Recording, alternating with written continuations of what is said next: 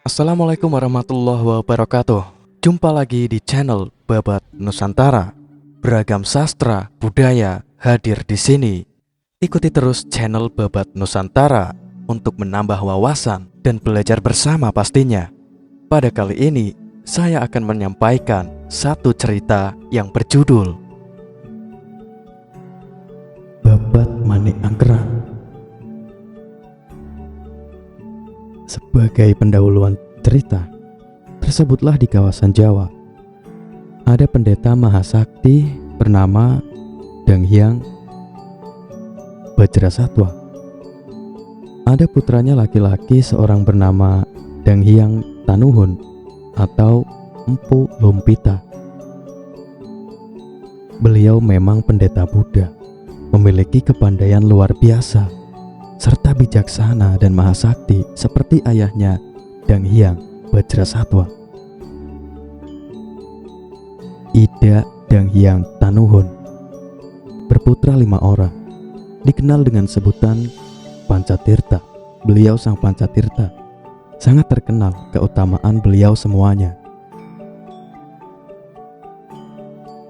Beliau yang sulung bernama Empu Genijaya.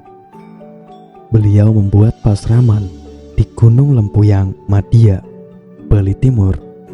Datang di Bali pada tahun Isaka 971 atau tahun Masehi 1049. Beliaulah yang menurunkan Sang Saptarsi, 7 pendeta yang kemudian menurunkan keluarga besar Pasek di Bali.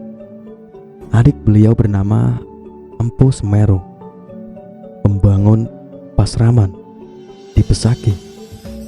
Turun ke Bali tahun Isaka 921, tahun Masehi 999. Beliau mengangkat putra yakni Empu Kamareka atau Empu Driyaka yang kemudian menurunkan keluarga Pasek Kayu Selem. Yang nomor 3 bernama Empu Gana membangun pasraman di dasar Gel-Gel Kelungkung di Bali. Pada tahun Isaka 922 atau tahun Masehi 1000. Yang nomor 4 bernama Ida Empu Kuturan atau Empu Raja Kreta. Datang di Bali tahun Isaka 923 atau tahun Masehi 1001. Membangun pasraman di Silayukti, Teluk Padang atau Padang Bayi, Karangasem. Nomor 5 bernama Ida Empu Barada atau Empu Prada, menjadi pendeta kerajaan Prabu Erlangga di Kediri, Daha, Jawa Timur. Berdiam di Lemah Tulis, Pajarakan sekitar tahun Masehi 1000. Beliau Empu Kuturan demikian tersohornya di kawasan Bali, dikenal sebagai pendeta pendamping Maharaja Sri Dharma Udayana Warmadewa, serta dikenal sebagai perancang pertemuan 3 sekte agama Hindu di Bali yang disatukan di Samuan 3, Ki Anyar.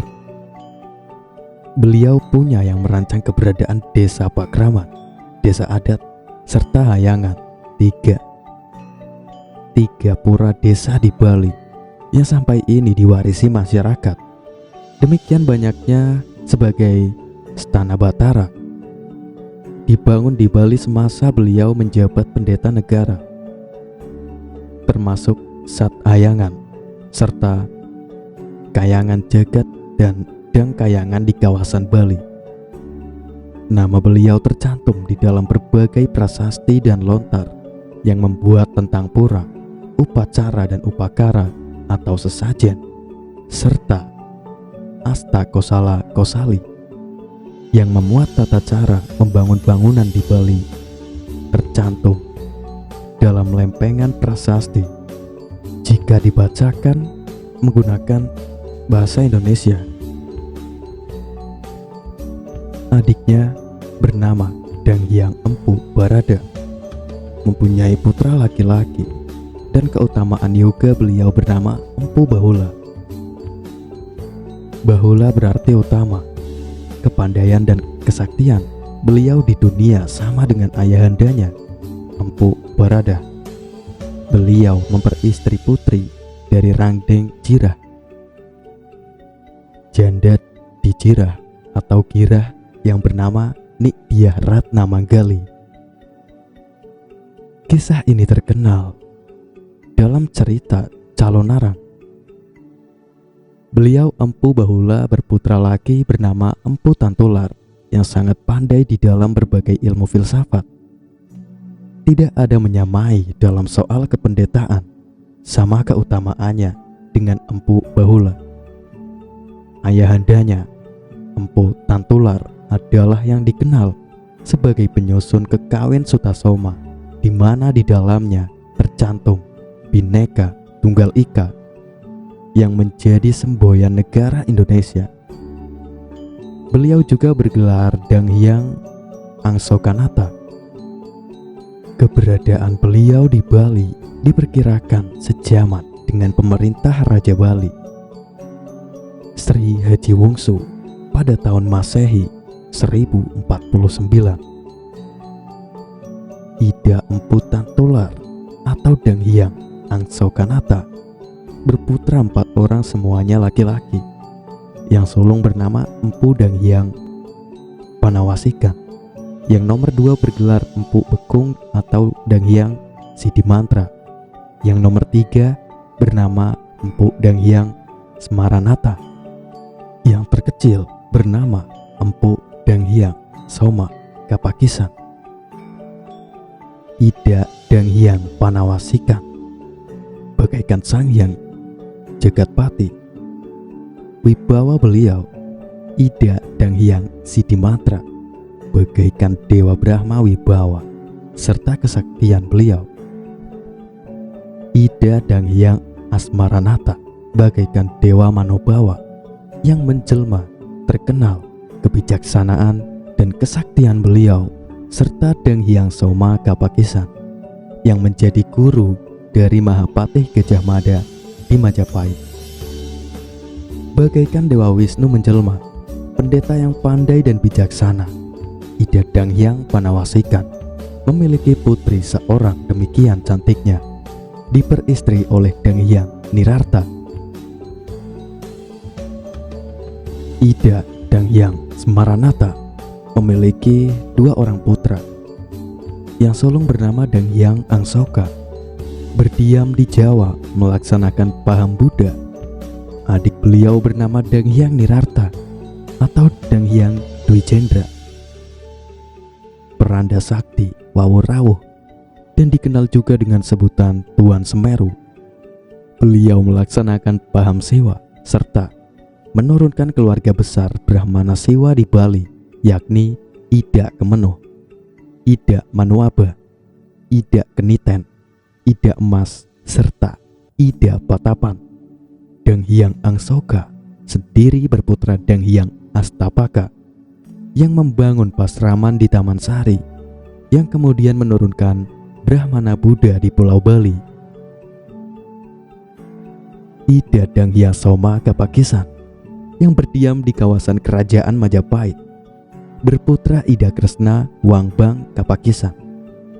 Ketika Sri Maharaja Kalagemet memegang kekuasaan di Majapahit, Ida Kresna Wangbang Kapakisan mempunyai putra 4 orang. Semuanya diberi kekuasaan oleh Raja Majapahit, yakni beliau yang sulung menjadi raja di Belambangan, adiknya di Pasuruan, yang wanita di Sumbawa, dan yang paling bungsu di kawasan Bali. Yang menjadi raja di Bali bernama Dalem Ketut Kresna Kapakisan. Menurunkan para raja yang bergelar Dalem keturunan Kresna Kapakisan di Bali.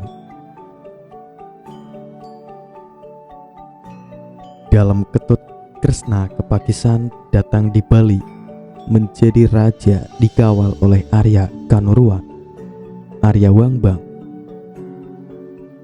Arya Demung, Arya Kepakisan, Arya Temenggung, Arya Kencang, Arya Dalancang, Arya Belok, Arya Manguri, Arya Pangalasan, dan Arya Kutawaringin, Arya Gajah Para, serta Arya Getas dan tiga Wesya, si Tan Kober, si Tan Kawur, si Tan Mundur.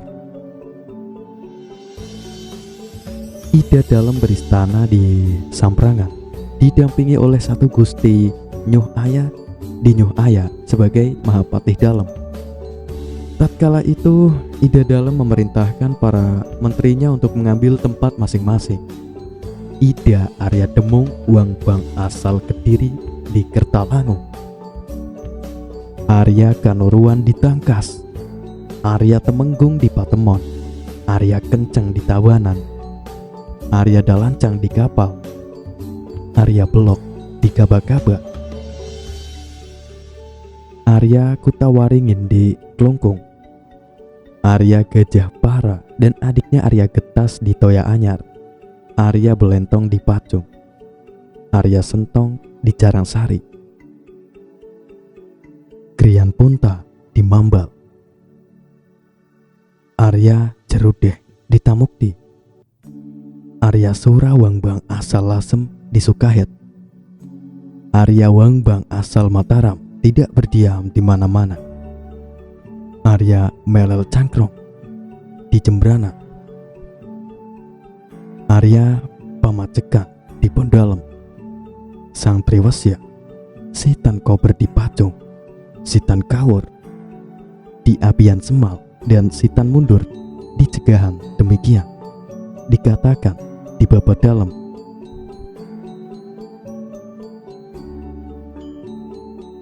Ida Danghyang Sidi Mantra berputra Ida Bang Manik Angkeran.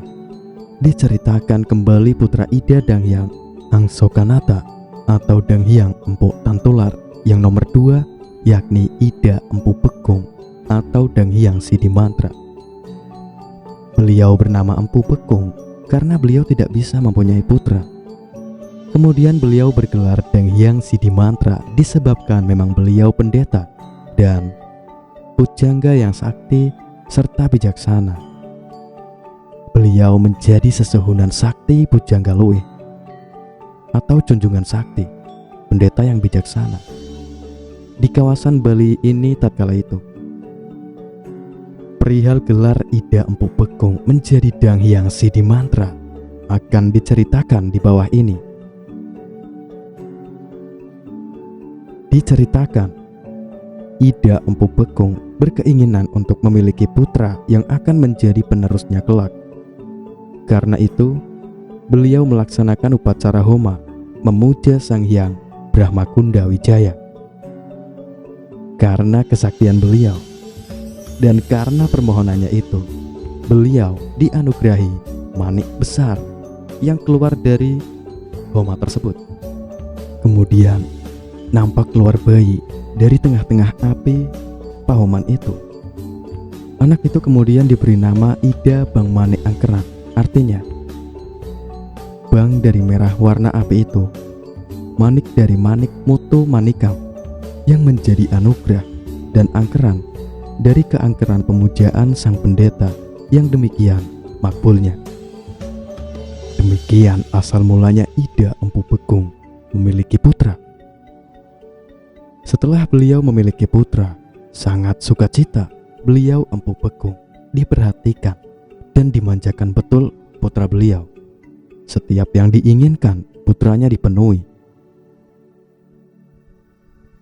Setelah Ida Bang Manik Angkeran menginjak remaja, mungkin diakibatkan oleh kehendak yang maha kuasa, agar supaya Ida Empu Bekung menemui ganjalan pikiran atau kesusahan. Ternyata kemudian putra beliau sehari-hari pekerjaannya hanya berjudi melulu. Tidak pernah tinggal diam di rumah, selalu berada di tempat perjudian semata. Di mana ada perjudian, di sana Ida Bang Manik Angkeran bermalam. Diceritakan perjalanan beliau berjudi tidak pernah menang, selalu kalah saja. Habis hingga milik ayahnya dipergunakan untuk berjudi, yang membuat Empu Bekung duka cita tiada lain karena putranya tidak pernah pulang ke Kriya. Itu menyebabkan resah gelisah perasaan beliau. Seraya pergi mencari putra beliau, Ida Bangmani Angkeran, ke desa-desa. Setiap ada orang yang dijumpai di tengah jalan, ditanyai oleh beliau apakah ada menemui putra beliau yang bernama Ida Bangmani Angkeran. Namun semuanya mengatakan tidak pernah mengetahui dan menemuinya. Diceritakan konon sudah lama beliau mengembara mencari putra beliau itu, tidak juga dijumpai. Sampai akhirnya tiba di kawasan Tohlangkir. Pengembaraan beliau setibanya di Tohlangkir Gunung Agung.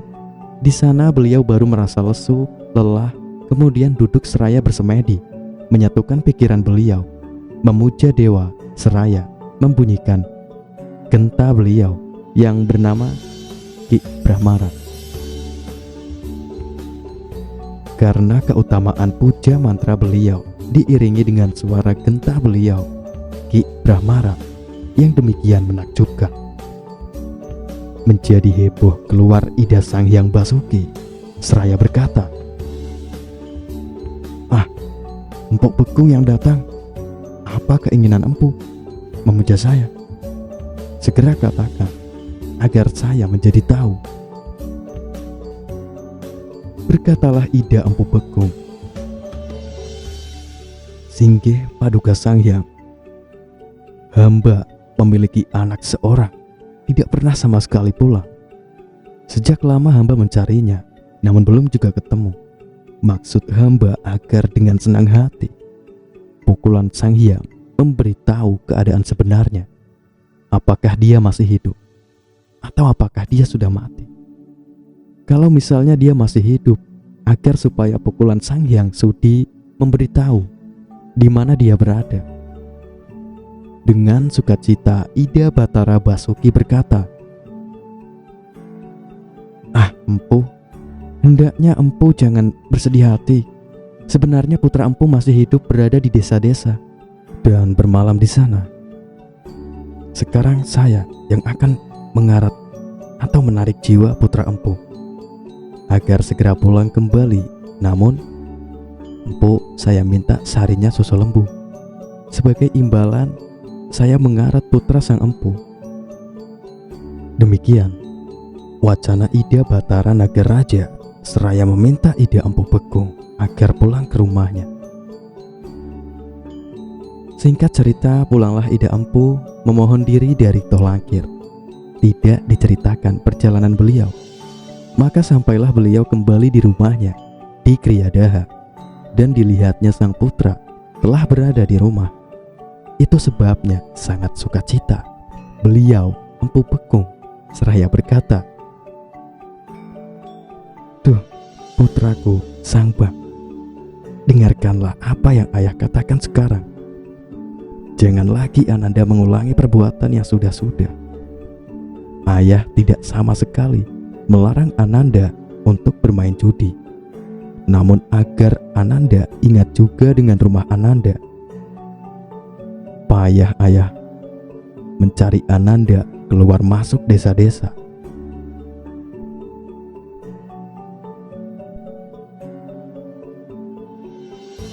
Kemudian berkatalah putranya, "Singgih Palungguh Empu, ayahandaku. Janganlah sekali-kali Palungguh Empu marah serta duka Ananda sudah menginjak dewasa sejak dahulu.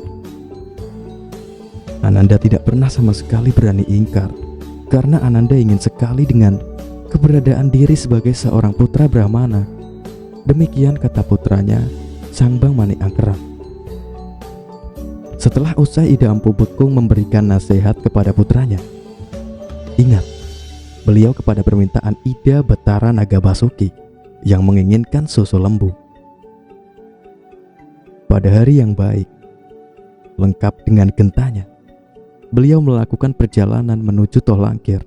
Sesampainya di Toh Langkir, kemudian beliau mempersiapkan diri dan melakukan yoga semedi, memuja Ida Sang Hyang Nagaraja, seraya menyembunyikan genta beliau karena kemakbulan weda mantra beliau memuja Ida Sang Hyang Nagaraja. Segera Ida Batara keluar seraya bersabda, "Ah, Empu Bekung yang datang. Apa keinginan sang empu datang lagi?" Kemudian berkatalah Ida Empu Bekung, "Singgih pukulan Sang Hyang, hamba menghadap pada Paduka Batara, bermaksud mengaturkan sarinya susu sesuai dengan keinginan Sang Hyang. Anak hamba sudah ketemu ada di rumah." Tatkala didengarnya kata-kata Empu Bekung seperti itu, sangat sukacita perasaan Ida Batara Basuki seraya berganti rupa menjadi Nagaraja Agung. Kemudian meminum sarinya susu sampai beliau kenyang. Setelah beliau kenyang meminum susu lembu itu, seraya berbalik beliau mengeluarkan emas. Saat itu diminta Ida Empu Bekung agar mengambil emas itu. Singkat cerita, setelah beliau mengambil emas itu yang kemudian dibungkus sebesar kelapa besarnya, lalu beliau memohon diri kepada Ida Sang Hyang Basuki tidak diceritakan perjalanan Ida Empu Bekung. Akhirnya tiba jugalah beliau di Griyadaha seraya membawa emas. Diketahui emas itu oleh putranya, Ida Bang Manik Angkeran, yang gencar bertanya, meminta kepada ayahandanya agar diberitahu di mana memperoleh emas itu. Ida Empu Bekung sangat merahasiakan perihal kepergian beliau mendapat emas itu. Putra beliau tetap saja gencar mencari tahu. Lalu Ida Empu berkata kepada putranya, "Aduh Ananda, jangan hendaknya Ananda gencar bertanya seperti itu akan perihal ayah mendapat emas itu.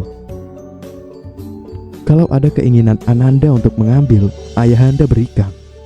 Walaupun demikian kasih sayang beliau kepada putranya, tetap saja Sang Bang memohon kepada ayahandanya untuk diberitahu di mana memperoleh emas itu karena tidak sampai hati dan rasa kasih sayang yang amat sangat.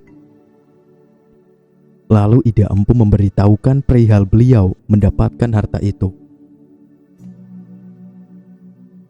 Karena sekarang sudah memiliki emas, maka pergilah Ida Bang Manik Angkeran bermain judi. Mungkin memang sudah menjadi kehendak yang maha kuasa. Sehari-harinya beliau selalu kalah berjudi. Akhirnya tidak sampai 1 bulan, habislah sudah emas yang diberikan ayahandanya dijual, dipakai modal di tempat perjudian. Karena keadaannya demikian, lalu beliau berpikir keras dan kemudian ingat beliau pada perjalanan ayahandanya mendapatkan emas itu, yang merupakan anugerah dari Batara di Toh Langkir. Segera beliau pulang, tetapi secara sembunyi-sembunyi agar tidak diketahui ayahandanya. Beliau bertolak menuju Toh Langkir seraya membawa susu serta genta milik ayahandanya, Ki Brahmara. Tidak diceritakan perjalanannya sampailah beliau di Toh Langkir, di depan gua. Lalu beliau duduk mengheningkan cipta, memuja dewa seraya membunyikan genta. Rupanya pemujaan beliau yang khusyuk serta diiringi dengan bunyi genta yang utama itu membuat geger. Keluar Batara Naga Basuki dari gua itu seraya berkata, "Ah, siapa Anda ini datang? Segera katakan." Segera Ida Bang Manik Angkeran menyembah, "Singgih Paduka Sang Hyang, hamba bernama Sang Bang Manik Angkeran hamba mengikuti jalan ayahanda hamba dengan mengaturkan sarinya susu lembu ke hadapan Paduka Sang Hyang. Demikian ngatur beliau. Karena demikian, sangat sukacitalah perasaan Ida Batara Basuki. Lalu diminumlah susu itu. Setelah berganti rupa menjadi ular naga besar berwibawa, seraya meminum susu itu, seusai meminum susu itu, bersabdalah beliau kepada Ida Bangmane Angkeran. "Lah, Sang Bang, sekarang apa yang kamu inginkan? Apapun yang Anda minta akan kuberikan," berkata Ida Bangmane Angkeran. "Singgih Paduka Batara, hamba bermaksud untuk memohon modal. Nista sekali hamba berjudi, selalu kalah setiap hari." Saat itu Ida Batara Basuki mengambil emas, bagaikan sebutir kelapa besarnya, diberikan kepada Ida Bangmane Angkeran, seraya bersabda, "Ambillah emas ini, segera Ananda pulang poma-poma." Lalu diambil emas itu, disertai sembah bakti sekaligus memohon pamit ke hadapan Ida Batara Nagaraja. Singkat cerita, tibalah Ida Bangmane Angkeran kembali di rumah Griyadaha, menyimpan Genta saja. Lalu beliau pergi lagi untuk bermain judi. Atas kehendak Hyang Widi, tidak sampai 1 bulan, habis juga modalnya. Itu sebabnya kembali beliau mengelana, berhutang di perjudian tidak dapat, meminjam tidak diberi. Karena itulah beliau mengambil lagi Genta milik ayahandanya, seraya mencari sarinya susu lembu dan menyengkelit pedang yang bernama Ki Gepang. Lalu segera menuju Toh Langkir. Setibanya beliau di Toh Langkir, lalu beliau duduk seperti yang dilakukan sebelumnya, mengheningkan cipta, memuja dewa, serta membunyikan gentanya. Karena genta itu betul-betul genta utama, gegerlah Ida Sang Hyang Basuki keluar guanya seraya bersabda, "Ah, Sang Bangmane Angkeran kiranya yang datang. Datang lagi Ananda membawa susu. Apalagi permintaanmu, katakan semaumu akan kuberikan." Karena kewibawaan Ida Batara Basuki demikian mempesona dan menggetarkan perasaan, menjadi tak enak perasaan Ida Sang Bang, lalu mengatakan tidak memohon apa-apa. Karena demikian, kata Ida Sang Bang, lalu Ida Batara berganti rupa menjadi ular naga yang besar, seraya meminum susu lembu tersebut. Setelah menyantap susu lembu itu, Ida Batara kembali ke gua. Karena beliau berbadan panjang, ketika bagian kepala beliau sudah tiba di tempat peraduan, maka bagian ekor masih berada di luar gua. Dilihat oleh Ida Bangmane Angkeran, ekor di Batara menyala, karena di tempat itu terdapat intan besar bagai ratna mutu manikam beralaskan emas dan mirah yang menyala gemerlap. Ketika itulah muncul rasa angkara loba Ida Bangmane Angkeran, disusupi oleh niat tamak untuk memiliki permata itu.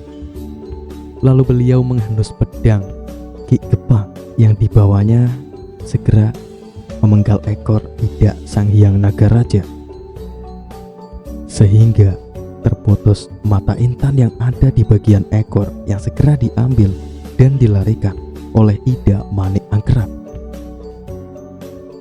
Karena demikian, tingkah Sang Bangmane Angkeran tak terkira murka Ida Batara Nagaraja, sebab merasa ekor beliau terluka. Lalu beliau kembali bergerak keluar gua. Dilihat oleh beliau, busana beliau dilarikan oleh Ida Bangmane Angkeran, Segera beliau menyemburkan api yang mengikuti arah perjalanan Ida Bang Mani Angkerat, yang kemudian terbakar habis menjadi abu. Tempat itu belakangan bernama Cemara Gesang dan menjadi lokasi Pura Manik Mas Besakih. Sementara itu, permata milik Ida Bang Mani Angkeran ditempatkan sebagai pusaka junjungan di Pura Dalem Lagaan, Bebalang, Bangli. Diceritakan Ida Empu Bekung gundah perasaan beliau karena putranya tidak pernah pulang ke rumah. Desa-desa ditelusuri mencari putranya, namun tiada juga ditemukan. Segera beliau mengeningkan cipta karena kesaktian beliau terlihat oleh beliau putranya sudah menjadi abu. Segera beliau pergi menuju Bali Besakih yang ditujunya, berkehendak mengikuti perjalanan putranya. Tidak diceritakan di jalan tibalah beliau di Besakih. Di sana beliau melihat onggokan abu. Sementara buah genta berada di sebelah abu itu, segera diketahui dengan jelas bahwa genta itu adalah milik beliau yang bernama Ki Brahmara. Jelas sudah abu itu merupakan jasad putranya. Di sana beliau kemudian menumpahkan rasa duka citanya. Lama sudah beliau melakukan pemujaannya. Lama beliau menunggu. Tidak juga keluar Ida Sang Hyang Basuki. Disebabkan demikian besar amarahnya. Ingat, diperdaya oleh suara genta. Itu sebabnya beliau Empu Bekung melanjutkan lagi puja stutinya dengan mengujarkan asta puja, Basuki Stawa dan Upeti. Siti mantra diiringi dengan suara genta beliau. Karenanya barulah Ida Batara keluar dan dilihatnya Ida Empu ada di sana yang kemudian merangkul seraya mengaturkan sembah panganjali agar Ida Batara memberikan anugerah dan berkata, "Om Paduka Batara, ampunilah anak hamba.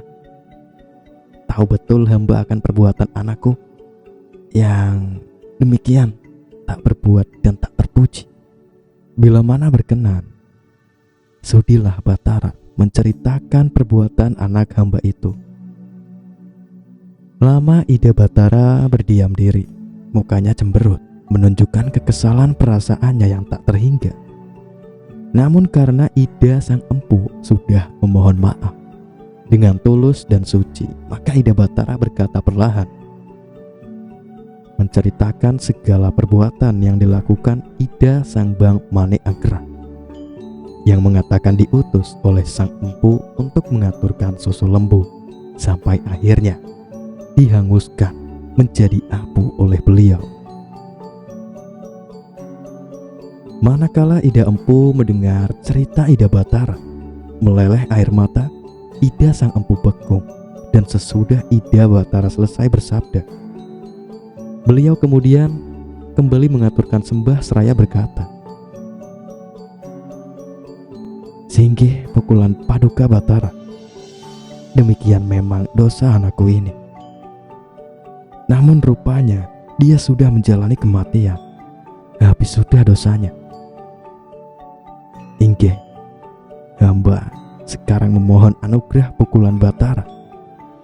Sudilah kiranya Paduka Batara menghidupkan kembali Mani Angkerat, karena dialah anak hamba satu-satunya sebagai pewaris keturunan yang akan melanjutkan keberadaan hamba kelak.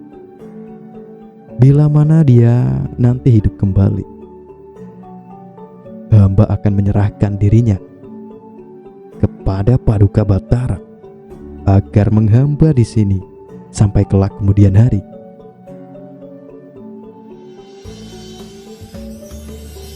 Mendengar hatur Ida Sang Empu Bekung sedemikian itu, merasa sedikit malu, Ida Batara seraya bersabda, sang empu. Bila demikian permintaanmu, aku dengan sukarela menghidupkan anakmu. Namun agar sudi kiranya sang empu menyambung kembali ekorku. Lalu menyembah Empu Bekung. Singgih Paduka Sang Hyang. Bila demikian keinginan Paduka, hamba bersedia untuk menyambung kembali ekor Paduka Batara. Namun sebelumnya, maafkanlah hamba berani beratur sembah bila mana Paduka Batara berkenan. Permata intan yang sebelumnya berada di ekor Paduka sebaiknya ditempatkan saja di bagian mahkota Paduka Batara, karena akan nampak sangat maha utama, dan pula mereka yang jahat tidak akan tergoda untuk ingin memilikinya. Dan juga bila mana masih di bagian ekor, di samping terlihat nista, juga membuat Paduka Batara tidak bisa terbang karena keberatan di bagian ekor.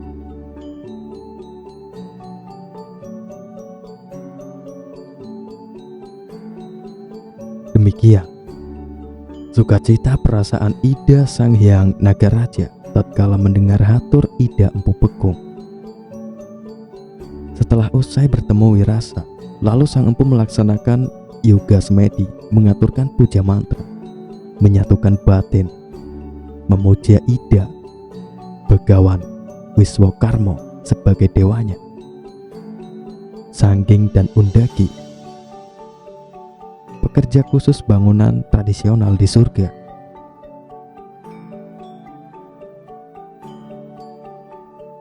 Sesuai sempurna puja stuti serta permohonan beliau, segera beliau membuat gelung mahkota dengan hiasan candi kurun, Garuda Mangkur dengan anting-anting, bergundala dan memakai sekar taji. Demikian indahnya memang kalau dilihat. Singkat cerita, selesai sudah gelung agung itu, kemudian dipakai oleh Ida Batara. Memang demikian menakjubkan. Nampak semakin mempesona prabawa Indah Batara, dan juga beliau sekarang bisa terbang. Demikian sukacita hati Ida Batara Nagaraja. Karena itu, segera pula Ida Batara menghidupkan jasad Sang Bamani Angkera, didahului dengan puja stuti weda mantra. Perlahan Ida Sang Bamani Angkeran bangun, seperti baru habis tidur layaknya, hidup seperti semula. Dan ketika sadar, beliau cepat lari. Tempat itu kemudian bernama Pura Bangun Sakti.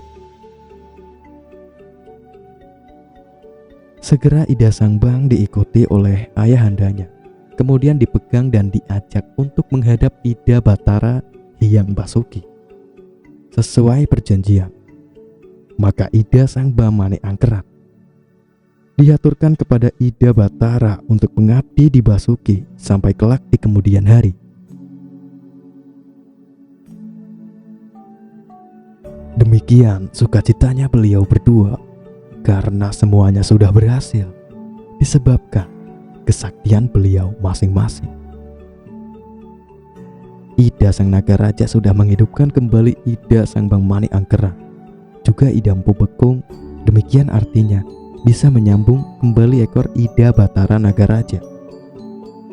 Ida Empu Bekung kemudian mengaturkan sembah terima kasih kepada Ida Sang Hyang Basuki. Ida Sang Hyang Basuki kemudian bersabda, "Duh, Empu Bekung, memang demikian sakitnya Anda ini. Pantas Anda bergelar Sidi Mantra. Demikian sakti dan makbulnya japa mantra Anda. Sejak sekarang tidak lagi Empu Bekung nama Anda, namun Dang Hyang Sidi Mantra. Nama Anda Sang Pandita, silahkan. Pulanglah sahabat karibku. Semoga dirgahayu panjang usia Anda." Lalu Ida Sang Hyang Naga Raja terbang menuju surga loka. Sejak saat itu Ida Empu Bekung bergelar Dahyang Sidimantra. Sebelum Ida Dahyang Sidimantra kembali ke Kriyadaha, tidak lupa beliau memberikan petuah kepada putranya Ida Sang Bang Manik Angkerat. Udu Mas Juwita permata hati ayah, engkau anakku Manik Angkerat. Ananda akan ayah tinggal sekarang ini, sebab ayahanda akan kembali ke Jawa. Satu dewa akan ayahanda haturkan kepada Ida Sang Hyang Basuki. Sesuai dengan janji ayah kepada Ida Batara, mungkin Ananda belum jelas tahu perihal keberadaan Ananda sendiri yang sebelumnya dihanguskan oleh Ida Batara sampai habis menjadi abu, disebabkan karena marah beliau tak terhingga. Perilaku Ananda sungguh tak terpuji, memenggal ekor Ida Batara. Lalu ayahandamu ini memohon kepada Ida Batara agar beliau dengan senang hati menghidupkan kembali Ananda dengan janji, kalau Ananda bisa hidup kembali, Ananda akan ayah haturkan kepada Ida Batara untuk mengabdi di sini, di Besaki. Selain itu, kalau Ananda kembali ke Jawa, jelas perilaku Ananda akan kembali seperti yang sudah-sudah, sebab lingkungan Ananda di sana sudah demikian rupa. Diamlah dan tinggal Ananda di sini. Ayahanda akan kembali ke Jawa. Jangan Ananda salah terima dan salah paham, sebab sebenarnya perihal perasaan ayahanda dan kasih sayang ayahanda kepada Ananda tidak pernah kurang sejak dahulu sampai kapanpun. Ada petuah ayahanda ini sangat penting agar diteruskan dharma bakti Ananda ke hadapan Ida Batara di sini, di Tohlangkir, Besaki. Jangan sampai menurun, sebab kalau demikian menjadi ingkar ayahanda dengan janji ayahanda. Sangat nista disebut orang. Kemudian ada lagi nasihat Ananda, sebab Ananda sudah pernah pralina atau wafat menjadi abu, kemudian disucikan menjadi hidup kembali, hidup untuk kedua kalinya. Berdwijati namanya. Sekarang Ananda berwenang menjadi pendeta, agar Ananda senantiasa menyelenggarakan, mengatur, dan memimpin penyelenggaraan segenap upakara dan upacara di sini, di Besaki. Juga agar Ananda mengatur semua masyarakat umat di seluruh Bali agar semakin meningkat bakti dan serada imannya kepada Ida Batara serta kepada istana Ida Batara semuanya. Ida Sang Bang Manik Angkerat mengiyakan semua yang disampaikan oleh ayahandanya. Di samping petuah tersebut, Ida Sang Bang juga diberikan pengetahuan suci yang memberikan wewenang Ida Sang Bang untuk mengucapkan Weda Mantra, menyelesaikan upacara. Di samping diberikan pengetahuan kerohanian, daya, kebatinan yang tinggi. Seusai Ida Sang Bang Manik Angkerat mendapat pengetahuan suci dan kerohanian, beliau ditinggalkan oleh ayahandanya yang kemudian melakukan perjalanan pulang kembali ke Jawa. Itulah tadi sekelumit cerita dari Babat Nusantara. Wassalamualaikum warahmatullahi wabarakatuh.